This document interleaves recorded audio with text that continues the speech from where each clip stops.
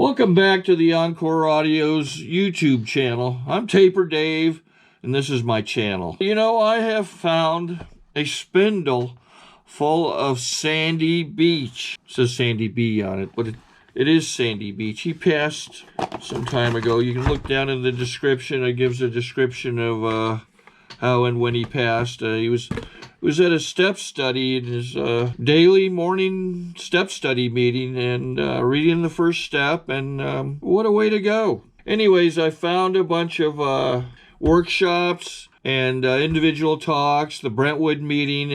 It's my full collection. I hope you enjoy this talk. Have a good day if you want to. I really hope you do. Well, good morning, everybody. I see that everybody survived the night and showed up sober. That's always good.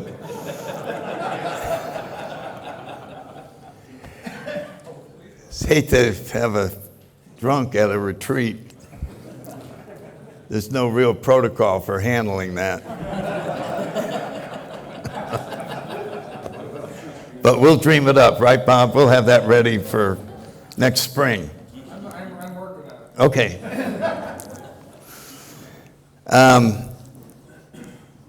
I'm sure that most of you have seen questions and answers at various conventions, etc. And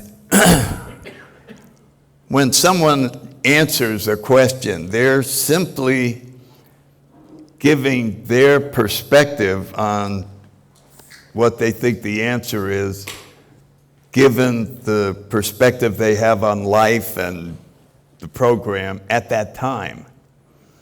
And so if you find that something I say is at odds with your sponsor or something like that, don't get too upset about it. There can be two different views on things. What you can do is when you hear an answer, you can consider it and see if it's helpful in putting it into your package of information to help your perspective on the particular question. And the other thing is that when Jerry does it, he somehow gets all the easy ones. So it gives the perspective that he's smarter than I am. And I just wanted to tell you why this illusion occurs. Somebody messes with these things, like, who was Bill Wilson? Now, there's a tough question. Yeah. So that's what he's going to be getting. I don't know which one to start, so I'll grab this great big one. Dear Sandy, I've been in AA over 25 years and have heard a lot of people talk about their relationship with God and how close they feel to Him. In my time, I've had 2 or 3 instances where I actually felt the closeness. It seems that I have missed a lot of time of feeling close based on what I hear at meetings.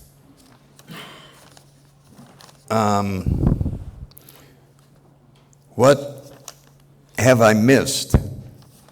Or am I just like the fish Chuck C. talks about that is swimming through the ocean trying to find water? I bet there's a lot of people that relate to that. A sense that they should be further along, or that based on what other people are saying at meetings or wherever, that they should be somewhere different. I find it fascinating. I think what's wonderful about that question is that there is part of this person who wants to be closer.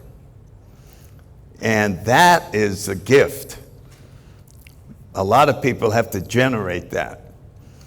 But when you start with, I got a job, I got this, and I'm doing pretty good here, I'm doing pretty good there, but I really sense that my life could be greatly enhanced if I could have more of this contact with my own Creator. And so I don't know if we missed anything. I wouldn't put it that way. I would just take where you are today and look at it very closely and try to ask yourself why we can't move this up in priority, over what all the other things you have in your life. And I don't know why I always go back to Brother Lawrence as the simplest little book to motivate us. But for me, when all else fails, just a half a page in there brings me to the simplicity of maintaining contact.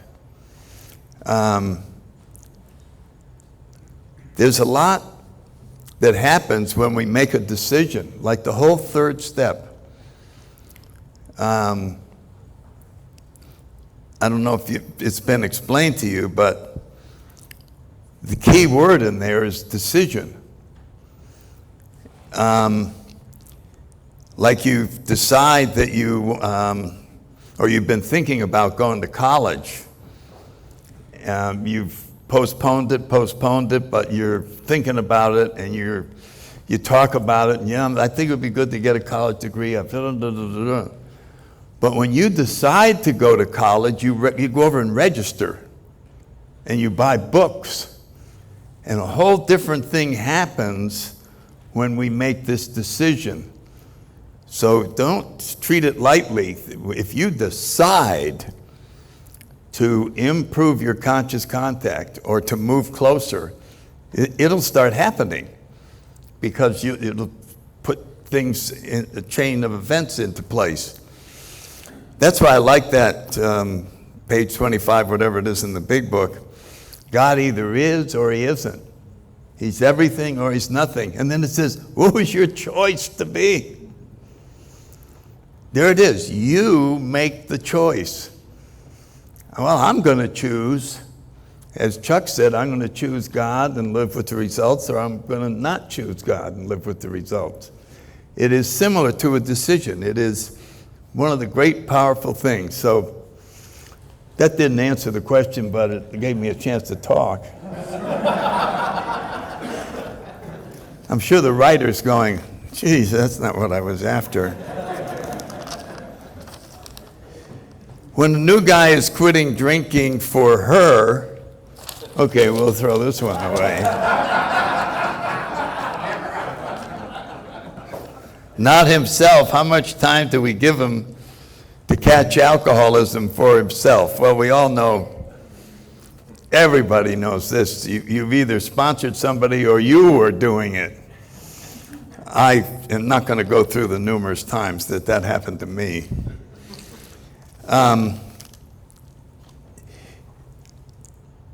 It's such a powerful force, the man-woman relationship. And to a self-centered person who's trying to get the program, it almost looks noble to get sober for her. Geez, if I get sober for her, she'll see how much I love her. I'm sacrificing. I'm doing all these things. But what's really going on is he sees her as the solution to all his problems, just like alcohol was or God would be. And of course, if she says yes, and it gets all screwed up, which it will, there's a great deal of confusion. I sacrificed, I thought I was doing the right thing, etc. Sometimes even the best sponsor in the world can't stop this from happening, so you just have to wait for the crash and be there to support the guy. but it's going on all the time. All right. What qualities or traits do you consider to be the essence of a good sponsor and or sponsorship? Now, that's funny because if I had answered this question 30 years ago, it wouldn't be anywhere near the answer that I give today. My job, and I tell the person that I'm sponsoring, I said, my job is to guide you into having a spiritual awakening. That's what sponsorship is to me. That's how important a spiritual awakening is. Sure, we can give advice, and we've been around a long time, and we can, don't say that to your boss. But I consider telling the person that we're going to work together until you have a spiritual awakening, and it's going to be magnificent. It's going to be just beyond your wildest dreams. There's a sense that this is the flow of Alcoholics Anonymous. And as they're going through the steps, they can see moving towards this one end result. And so that's what I do. And then, of course, there's all different ways of approaching the steps, and those have changed over the years. What I talk about, getting ready to do a fourth step or a sixth step or a seventh step. But probably about 5 years ago, I started saying, this is what's going to happen. And I haven't had anybody say, well, I don't want a spiritual awakening, I'm going to get a different sponsor. But I'm sure somebody's going to come along, and then I'll call Bob up and ask him what the hell I should do. Okay, well, we're doing all right here. I don't see anybody leaving the room.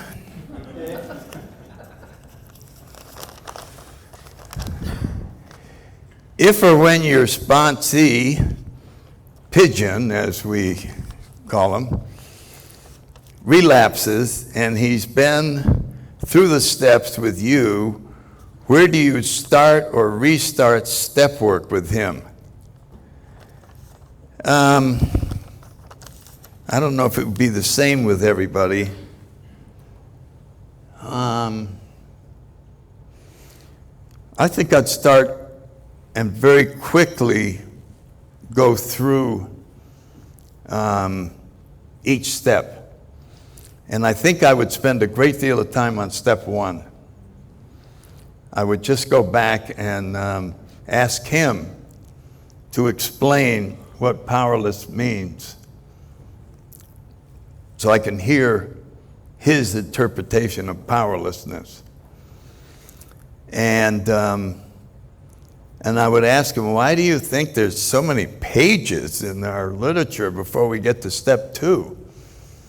It just goes on forever. And a lot of times, the problems involve not surrendering 100% in the first step. And that'll come back to haunt anybody, because you somehow left a loophole in admitting that you're 100% powerless over alcohol, that you are as vulnerable or as bad as everyone else. And it's real easy to just carve out one exception, and then that'll hang you 2 years from now, is that failure to surrender 100%. So I think I mentioned this earlier. I think one of the things that a sponsor does when doing the first step is to convince the person that things are 50 times worse than they thought they were. And just keep reviewing it. And they go, geez, whoa. And the worse it gets, the more they desperately need a higher power. So that's my thoughts on somebody who goes out, you've taken them through the steps. A lot of times, you'll have the sense that you're not sure that this is a full connection. And so the best place to start it up is the first step. That would be my thoughts. I know Jerry disagrees, but we're not going to ask him.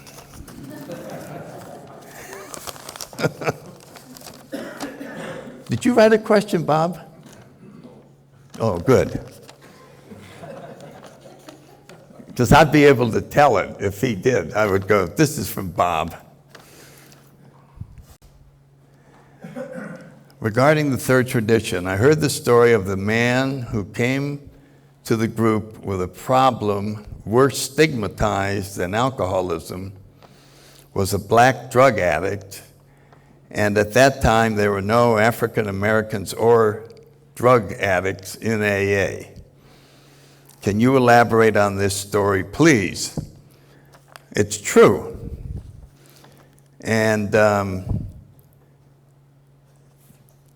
guy who called in from the New York group where this happened, in other words, this person showed up and they didn't know whether to allow him to stay there. Because, you don't see that every day. A blonde wig and kind of carrying on a little bit and with a drug problem as well. And it's back in the 40s. I would think that would be quite a first event. And so they called Bill, and he said, well, is he an alcoholic? And they said, yeah, he says he is. Well, then that's it. That's the end of the discussion. He's an alcoholic who wants to get sober. There it is. So we had the pretty good example of membership requirements. Guy wanted to stop drinking. That's it. It's pretty simple. But I will point out, while we're on this related subject, that once you are accepted as a member, there are other traditions that you are expected to go along with. And so then we get into primary purpose and anonymity and, all of these other ones. There's no special exemption made just because you have 3 or 5 other problems when you arrive. I would say almost every AA member has more than one problem.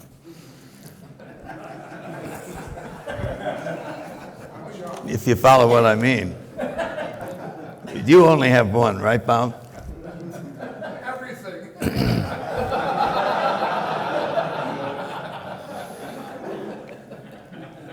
But that doesn't mean that you're entitled to start a Visa credit card group.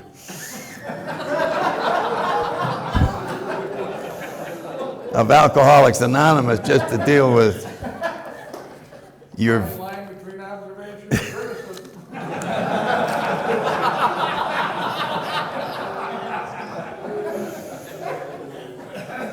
You should sit near the back, is what I'm...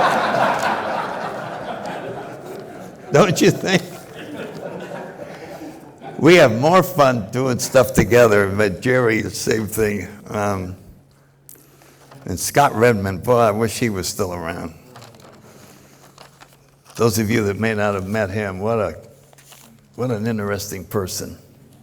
And he had different views than a lot of us and wasn't shy about advancing them.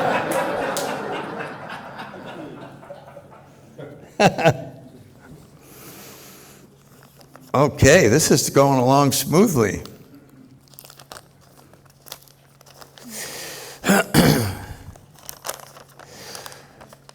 The big book says, once a psychic change has occurred, the very same person who seemed doomed suddenly finds himself easily able to control his desire for alcohol.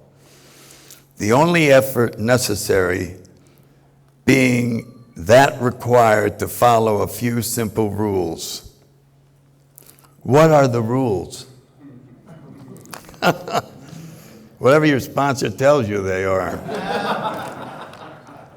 In other words, there is no answer to this. It is, of course, referring to our steps. And I think in particular, step 11, maintaining the contact, so that when we have suddenly feels himself easily able to control his desire, the only effort necessary would be to maintaining this spiritual connection. When all else fails, that's the bottom line answer to our whole program. It's not dissimilar with our disease of alcoholism. And when you go to the bar at night, there's 8 or 10 things that you just love doing. You like the shuffleboard, then you go over and talk to the gals over here. And then there's the guys from the softball team, and we got to go over and visit them. And then there's the bartender, and we got to talk to him. But there's one that if we don't do it, the whole evening collapses. And that's drinking alcohol. If you went into the bar and did the 9 other things, the shuffleboard, the visiting, and left out the drinking, you wouldn't have a very good evening. You would be wondering what the hell is missing. And the equivalent of that in AA is this contact with God. That's what's missing or present. And of course, like alcohol, it transforms everything else. So the shuffleboard is the most exciting shuffleboard machine you ever saw in your life. Because I had 9 drinks when I went over there, and it's, goddamn, look at this machine. I'd like to meet the guy that made this machine. Look how beautiful it is. All the words are spelled correctly. What an amazing machine. You just have a sense of the beauty of the world. Then you go and throw up and some of that disappears, but... Sorry to interrupt your viewing. Taper Dave here. Just wanted to take a second to ask you to like and subscribe to my channel. Let me know if you like what you're listening. I've got some very good talks here, and this one's a great one. Just curious, do you think this is better than Zoom? Tell me what you think. Yeah, where's the other example of this? This type of question. It involves the steps. Somebody will think of it.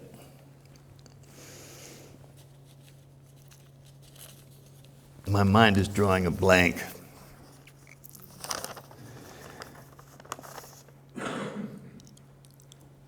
To Sandy, please. So I got in the right box. I love your story about the Al-Anon woman at your first meeting. Ruth Hauk, I think. No, I don't go back that far. Who told you, come back, everything will be okay. However, it's what you say after that which has always resonated with me, and I believed her. What did you believe? Why was believing her so important to you in the moment that you decided to go back to the meeting? Can you talk about that moment in some more detail? What touched you? Yeah, it wasn't Ruth Hauk. We'll talk about her tomorrow.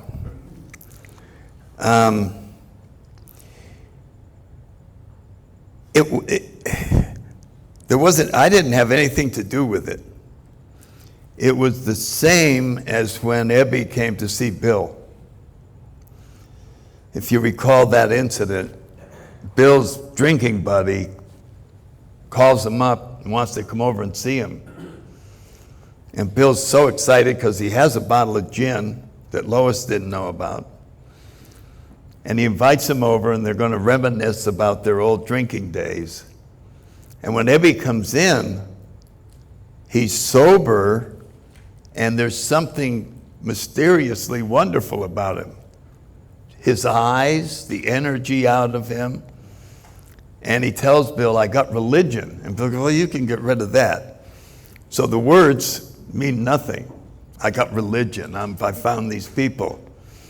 The thing that Bill couldn't dismiss was this person was transformed. It was a different Ebby. And there was something coming out of him that stayed with Bill even after Ebby left. And it pushed his curiosity about this crowd that Ebby was hanging around with, which Bill eventually went down and joined. So I would say the dominating force was the look in her eyes and the energy coming out of her whole being, that something very powerful told me everything's going to be all right. And I had no way to resist it. I didn't think about it. It just happened. It was just like making a connection and the lights go on. So it wasn't a thoughtful event. It wasn't anything. I didn't have nothing to do with it. I didn't choose to believe her. It happened automatically. It just was a done deal. And a lot of spirituality occurs like that. And as we talked about earlier, there's no way to explain that, which is, I think this question was trying to go, could you explain this a little further so that I can understand it? And I can't explain it any further. You just have to know that this is the experience that I had, and I had no choice but to have that experience. I couldn't have turned her down. It was done. And I very happily walked back in, but there was no thinking process.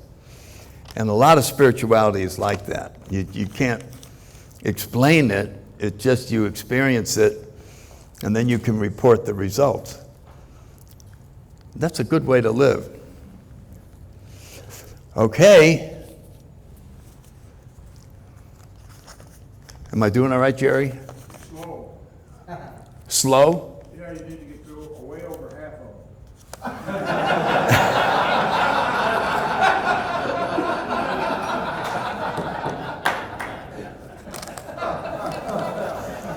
Okay. At what point did you realize that you had established a relationship, active, participatory relationship with God? I think I went through this a little bit. Obviously, at my first meeting when this Al-Anon woman came up, there was something, a very powerful spiritual connection with some kind of energy. I didn't know it was God at the time. I just knew something significant had happened because I just turned around and walked back in. And something had caused me to get rid of a lot of my resistance. And of course, this is the secret to a lot of things, is getting rid of your resistance to it. And then I mentioned that about 6 or 7 months driving around Quantico and having that non-voice say that if I stayed in AA, everything would be all right. And fully believing it. I think I mentioned it to my sponsor, but I didn't need an explanation. I just went, this is interesting. These things happen as you go along. A different thing happened when many years later, I decided to become a seeker and get books and listen to people and put more energy into it. But the things in the beginning just happened. And sometimes we need our sponsor to point it out. They happen and we just aren't aware of it. Many times even in our literature, they talk about the newcomer is being transformed and they're not aware of it yet. But other people see it before they become aware of it. And sometimes that's part of the game, is to help the person you're sponsoring.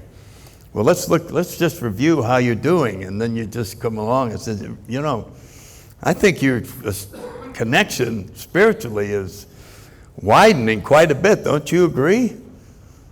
And as they start going, well, geez, I hadn't thought about it, but I see that it has happened. Okay, so this is going to be a short answer. What is the history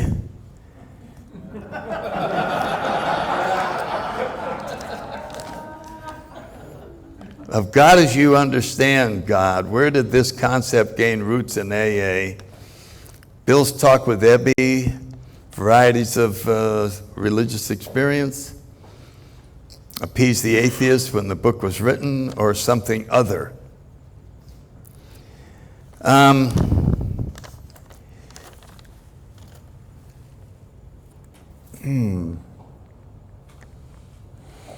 Bill says that this phrase came out of the heated debate that started when they circulated the drafts of the big book.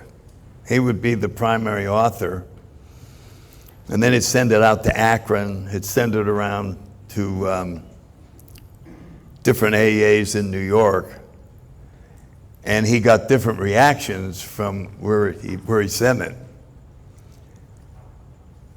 And even though, there's a funny thing about this, even though Akron and Cleveland had larger numbers, New York had more influence because Bill was writing from New York. And he was answering letters. Nobody wrote to Akron when they had a question. So the influence of New York was greater, even though the numerical superiority was in the Midwest, which is kind of an interesting thing.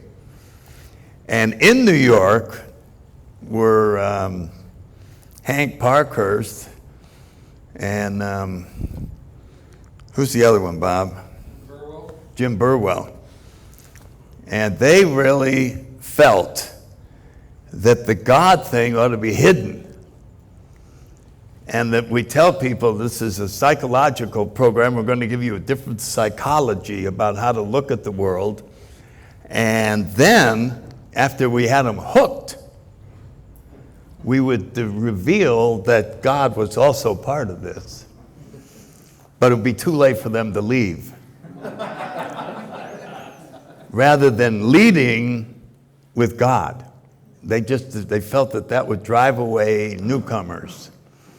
So you can see there was this sense not only of personal beliefs, but of a numbers game. If you mention God too much, the newcomers are going to leave. And you go out to Akron and Cleveland, and you can't mention God too much. You just go, God, God, God, God, God, God, God, God, God. Okay, that's the end of the meeting. We'll all go home. And that would be perfectly satisfactory. Well, guess what still goes on? New York? Who's from New York? Anybody? There's more than once at a meeting, you'll hear somebody caution someone else who's sharing. Don't talk about God too much. You'll scare away the newcomers. And isn't that funny? 75 years later, we're still passing this on. It reminds me of you're at a meeting and you mention page 56 in the 12 and 12, and somebody says, we don't talk about the 12 and 12 here. And you go, really? Did you read the 12? No. We don't read it here. So you were told not to read it ahead of time. Yeah. So this is the power of history. So we go back and we go from one sponsor, then the next one, and then the next one. And finally, we get back to somebody who had 10 years sobriety when the 12 and 12 came out. And it wouldn't be unnatural for that person to say, what the hell do we need this version of the steps? I've got sober fine on the big book. I don't need this here. So what are they going to tell their pigeons? By the way, don't read the 12 and 12. And there's some places in Tampa where you just, if you mention it, somebody will get all over you. So I love going there, and all I talk about the 12 and 12.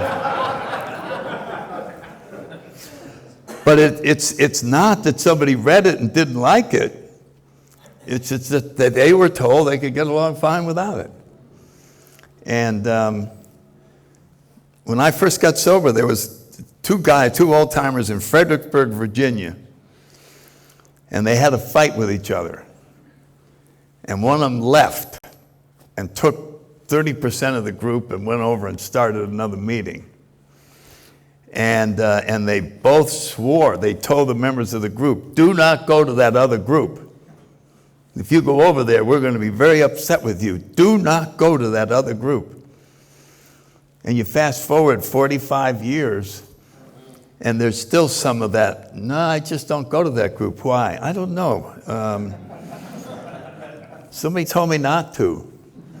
So this argument between two guys has its influence. And I'm sure all of you from different parts of the country can look back and still feel the influence of some of the early old-timers in your area. I think we got a great talk going on here. Thanks for watching the channel. Taper Dave here. Just curious, do you think this is better than Zoom?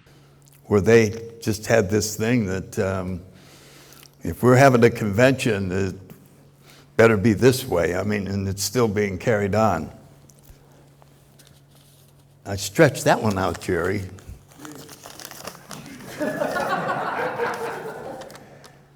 Question. What do you feel our purpose as human beings on earth in this dimension is? Now this, of course, is just my own personal. Obviously, there's no real answer to this. Myself, I feel that I'm on a prodigal son journey. And that, again, this is just me. It's not from our literature or anywhere. And you say, well, why bother? Why would you subject someone to that? Why would God subject someone to that?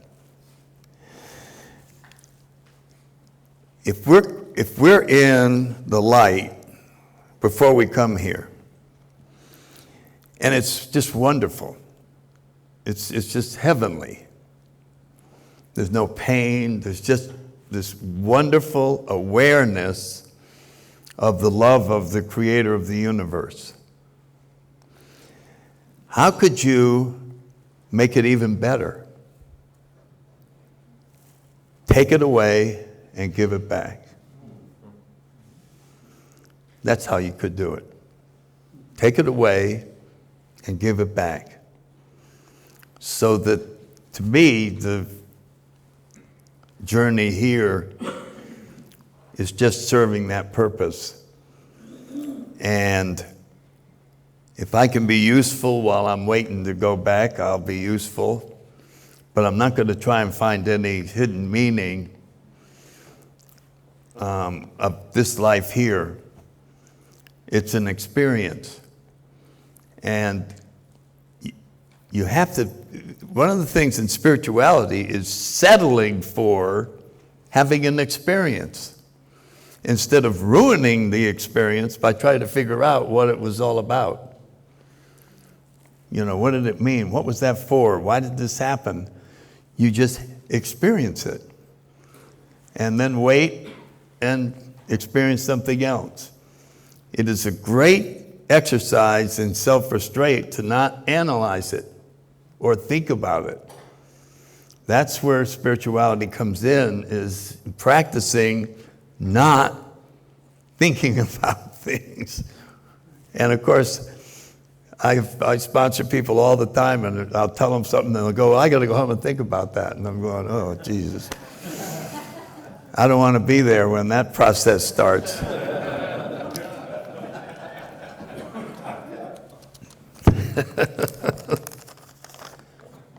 Okay.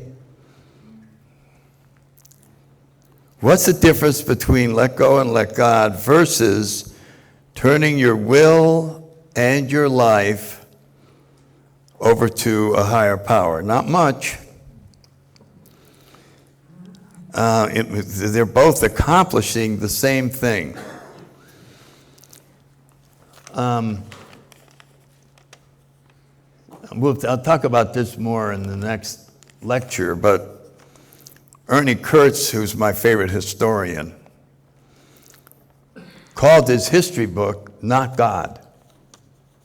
And a lot of people don't understand the title. They're put off by it, so they don't buy the book. Not God. I don't want to read a book that's advocating not God. He's not advocating not God. He's pointing out that you're not God. And that you are not supposed to be in charge of anything. God is. And so, let go and let God and turning your will and life over to a higher power are, as far as I'm concerned, almost identical. Here's, this is my own personal thing again, so if I were to be asked whether the universe or our lives are a question of predestination or free will, you know that old argument? Is everything determined ahead of time? Or do I have free will and I can cause things to happen in certain ways? My answer is both. Both. Everything has been decided by God and is going to unfold that way no matter what the hell I do. So that kind of leaves me out of it. No, it doesn't. Because every event that happens, I react to. I get upset by it. So instead of a neutral event happening, a shitty event happened. And then God caused the shitty event to happen. And then the shitty event was predetermined. No, it wasn't. There's a guy next to me, he's going, isn't this nice? So his spiritual perspective is different than mine. Therefore, through my free will, I'm causing everything that happens with my perspective on it. So there's the neutral unfolding, and then there's our perspective of it and our reaction to it, which dominates everything. Oh God, you're not gonna believe whatever. What happened? Well, I was gonna play golf and it rained. Really, and that's, you're gonna commit suicide over that? That's amazing. But that's the power of our freedom to see things and to react to them. So those are just my 2 cents worth. So the answer would be to just keep track of the experiences as they come along. My sponsor tells me, and others, if you want what I have, do what I do, and put God first in your life. He has 38 years sobriety. My question, why do you put God first in your life all the time?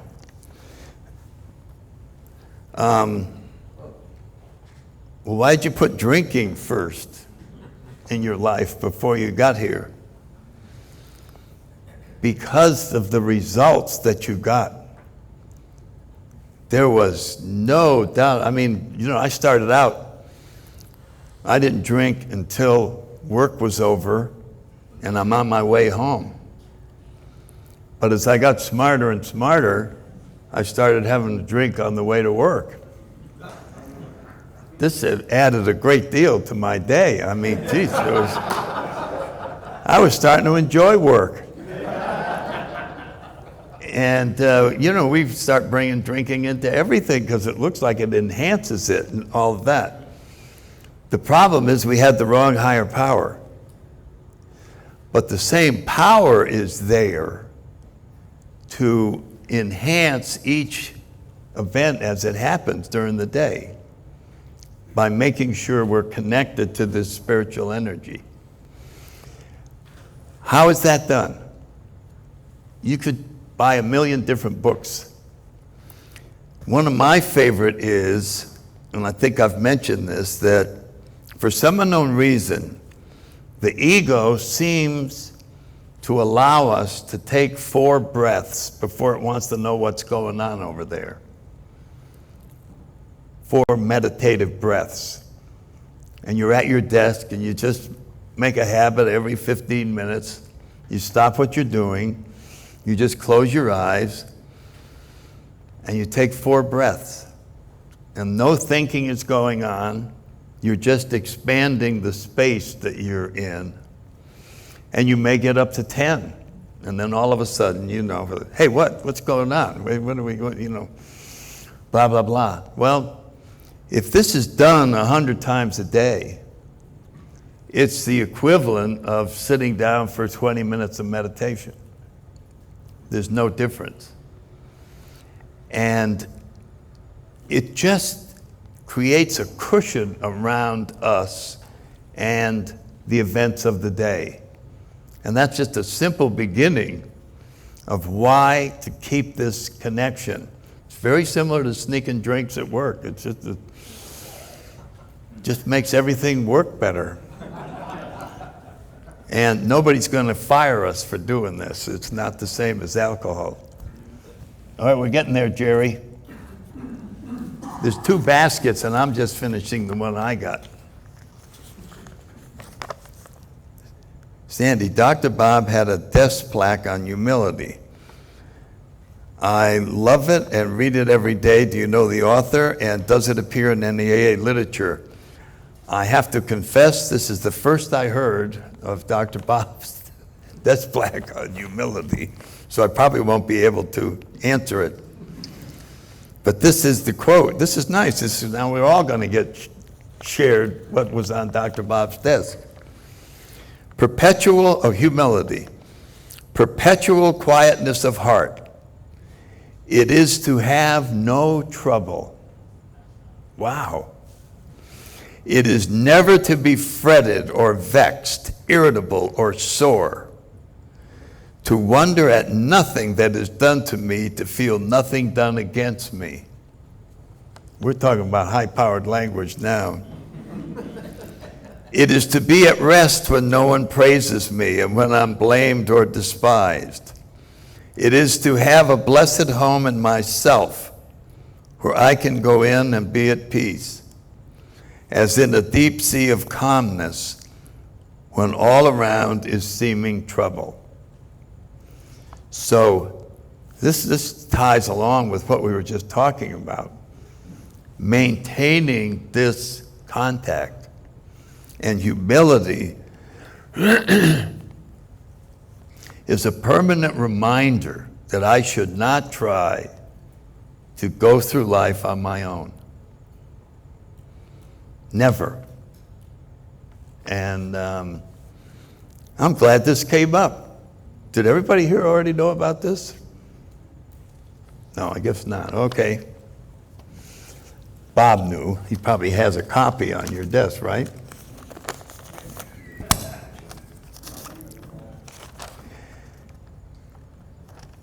How do you know when service work is out of balance with the rest of your life?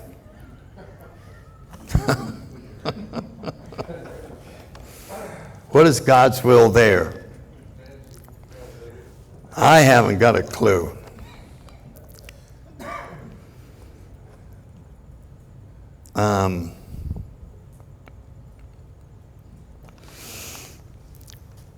let's say, the only example I can give is when I was new, my sponsor and I went to a meeting every night, no matter what was going on.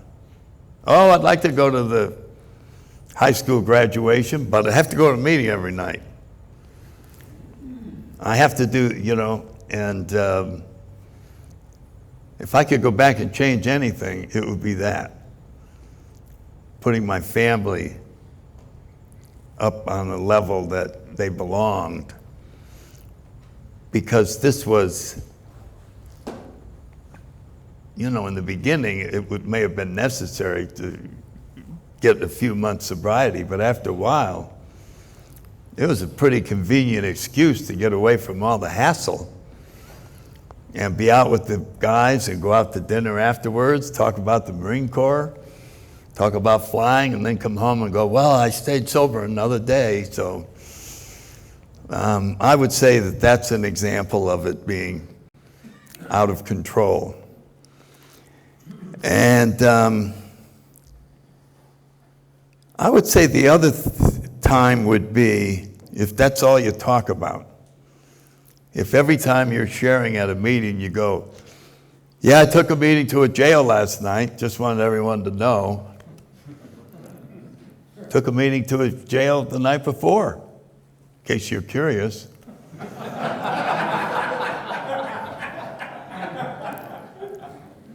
It's somehow using it to improve your self-image. Every time I see one of those name tags that says former delegate, I want to create one that says former coffee maker.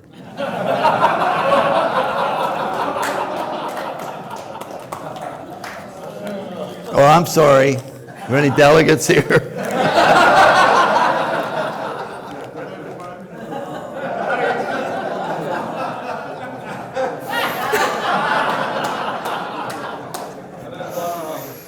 Don't give him the microphone. Okay, last one. And we're on time and everything, Jerry. Sometimes we do better in the program and are better people.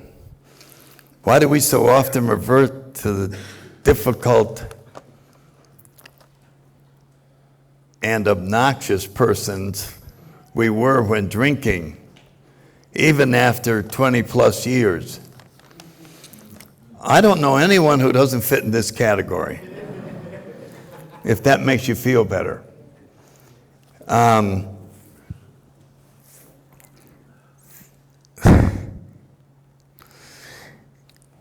I think if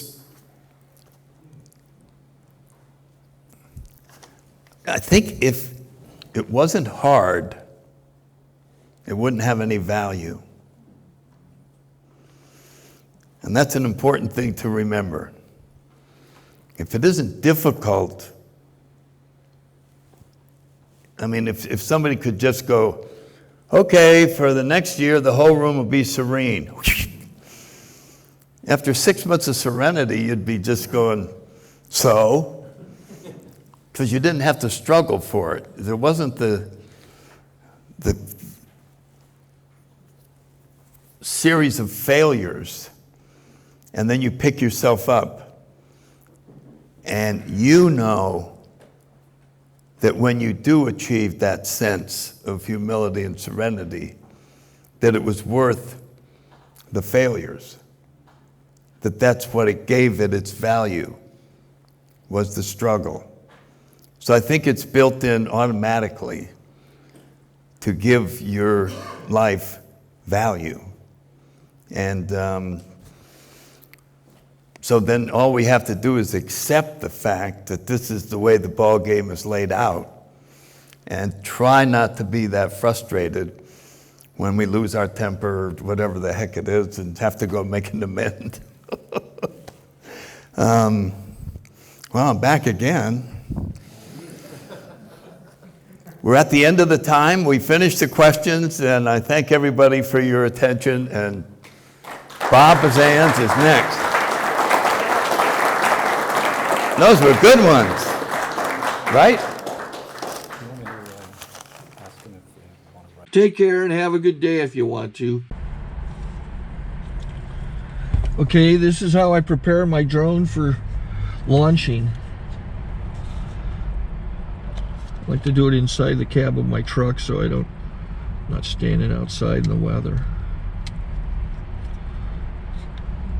To install the joysticks for control, up and down, right and left, powered on. I have an Android phone that I use to connect it to the drone with. And it's actually controlled through the iPhone, through an app. Oops, wrong way. It's actually controlled through the iPhone, or through this Android phone, through the app. It's actually controlled through the Android phone, through an app, and you connect it through this short connection right here.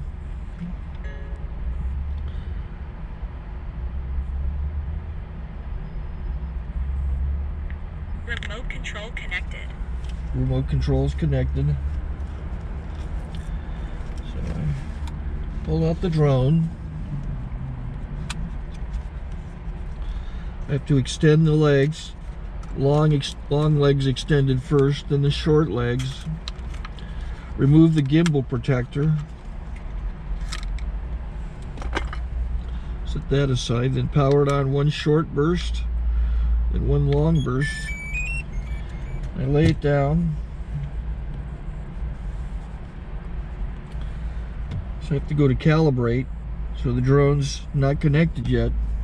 It shows you here as this drone gets disconnected, even though the remote's powered on. So the drone has to establish it's connected. So I go into the app to calibration mode. First I'll calibrate the remote controller. Start calibration. Out, in, oop, out, in, up, down, and then this little wheel is to control the gimbal. So it's calibrated. Go to gimbal calibration, start calibration, and then it calibrates the gimbal. I don't know if that shows up. The gimbal's moving all over the place. Changes, you can see it on the video. And I'm calibrated to take off. It's acquired 7 satellites at the moment. There are 26 satellites up in the sky, which it has to acquire before you can take off. So it's connected. It's got enough satellites. This is white. I can go to press this little arrow button, swipe right to take off, and it would start the motors if I slid this to the right. But I'll wait till I get outside. Don't want to do it inside.